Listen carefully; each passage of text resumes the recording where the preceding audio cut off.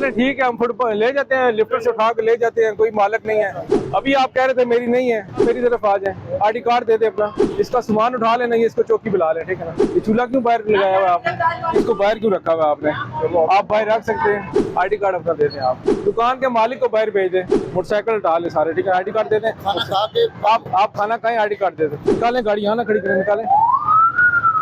आप क्यों भाग के आए हैं? जब आपको वहाँ रोका है तो क्यों भाग के आए? इनको टिकट दें, रॉन्ग पार्किंग का टिकट दे दें इनको। ये मोटरसाइकिल क्यों आपने फुटपाथ पे खड़े किए हैं? आप ही अपनी दुकान बंद करें या आपने फुटपाथ पे दुकान खोली हुई है, ठीक है, उठाएं, पर्चा हो जाएगा आप पे। मोटरसाइकिल हटाओ, FIR हो जाएगी, जल्दी कर, तुम्हारे पे हो जाएगी, जल्दी करें, मोटरसाइकिल उठाए पहले। ये क्यों रखा हुआ रोड पे? मरी रोड पे इस तरह गाड़ी नहीं खड़ी हो सकती, इस गाड़ी को सीधा करें, नहीं तो 2000 का फाइन करूंगा, जल्दी करें। आइंदा अगर मैंने देख लिया कि रोड बंद है आपकी वजह से, आप पे FIR दी जाएगी।